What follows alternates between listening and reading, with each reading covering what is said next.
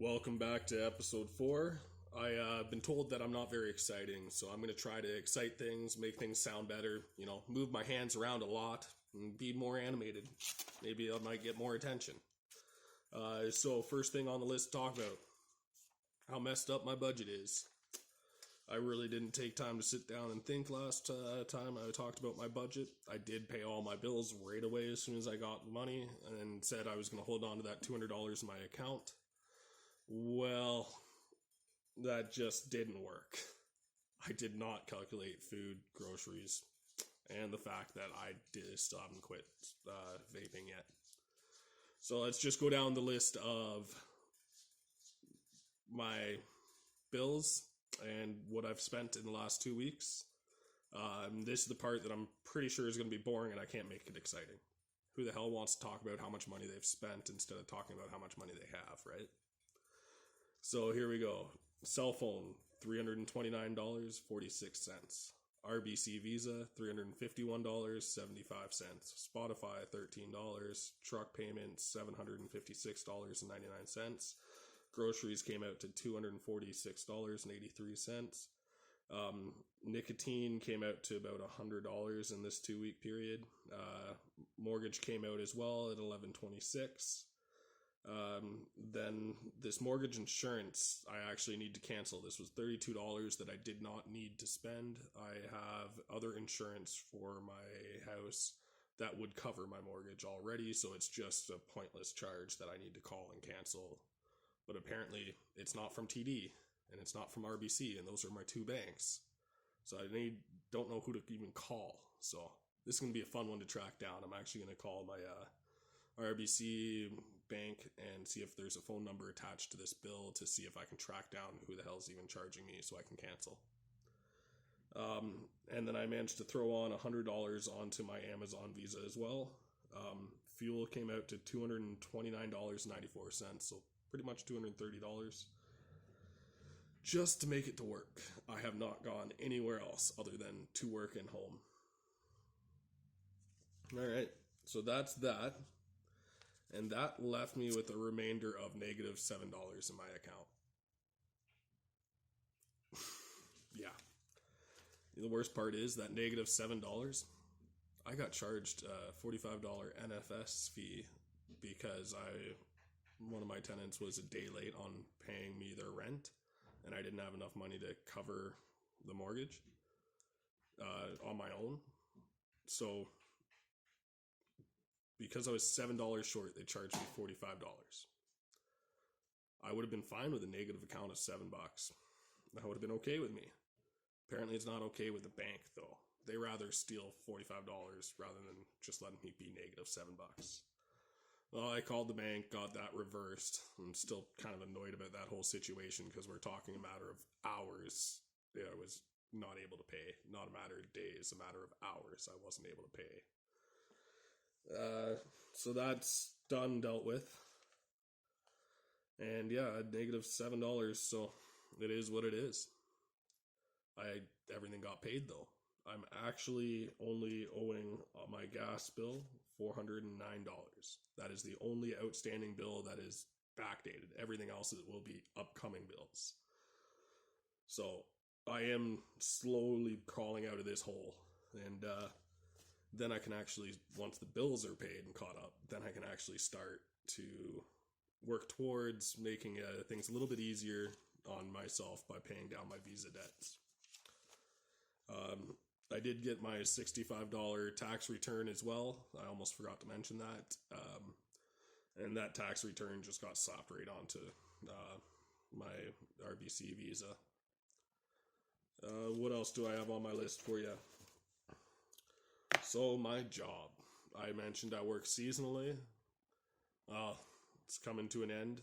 I have 3 more shifts before I'm completely laid off. That means I'm going to have 1 week pay on my next paycheck, and I will be collecting EI.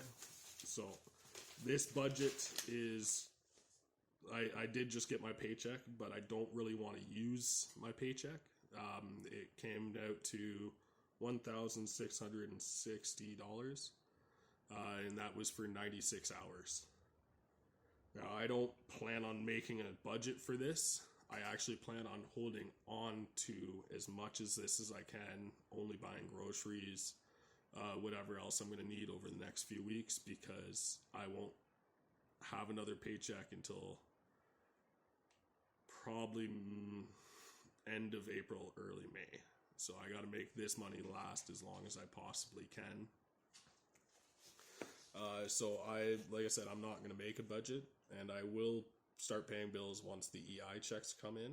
But until the EI checks come in, I just want to hold on to my money and make sure that I'm not begging for scraps at the end of the 2 weeks here.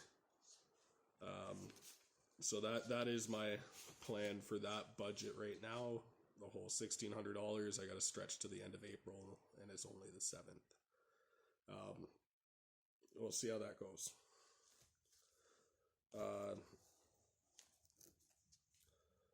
So my truck, I managed to talk with the broker about selling the truck. Took pictures of the interior. I still need to wait until May 3rd for my truck to actually get fixed. And then after that, I'm going to trade in, and we were talking the difference between 4-wheel and all-wheel, and just the area I live in. I live in the mountains. Snowstorms sometimes in August, so I need that 4-wheel drive just to be able to make sure I can get out of my driveway sometimes. I would be okay with an all-wheel drive, but then I don't have the choice of turning it off and doing what I like to do and save fuel and not run all 4 wheels at the same time. But, you know, if I get a cheaper SUV, who knows, it might work out. So the mortgage, I've sent all my paperwork in to BMO, talking with a guy there. I'm going to try to get my mortgage remortgaged with a different bank and moved up to the 170,000 mark rather than the 142 I currently owe. And that'll suck up my visas into that. And that should, well, I'm also going to extend the amortization on that. So that should actually allow me a lot more wiggle room for the amount of money that I have to pay. If I go from my 19 years back up to 25 years, my payments will be lower.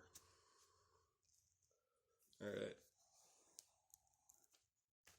So the crypto market hasn't been kind yesterday and today. I sold a little bit of it already before it dropped, and now that it dropped even more, I don't know what to do. I might need that money, and I don't want it to keep shrinking. I also don't want to take it out because I want it to grow.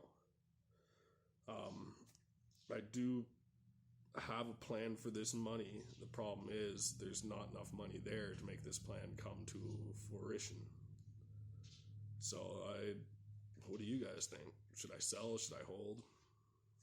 Should I just kind of give up until I'm in a better financial place? You guys tell me. You guys comment. Let me know what you think. Also, I've been looking into dividend ETF from Vanguard, and I'm kind of liking the way it looks, the idea behind it, and if I can ever get some money together, I'd like to actually start throwing money into the dividend ETF and start getting passive income that way. You know, dividends don't pay all that much. You know, it makes you feel good. You get an extra $10 every quarter sometimes, depending on how much you put in. But definitely not a living passive income, let's just put it that way. So to get a little bit more money this week, I have about 10 recycling bags to bring into the recycling depot in Alberta. We pay deposits at the store for every beverage container that is purchased, and then we have to go and return our beverage containers for a refund. Like cans are 10 cents, bottles, anything over a liter is 25 cents. And I got about 10 bags of that, so I'm going to go bring that in right after this video and see what I can get for that, just to pad my pocket a little bit more. And secondly, I took a leap of faith, major leap of faith with hiring a freelancer off of Fiverr to promote my YouTube videos, I was only getting about 5 views a day.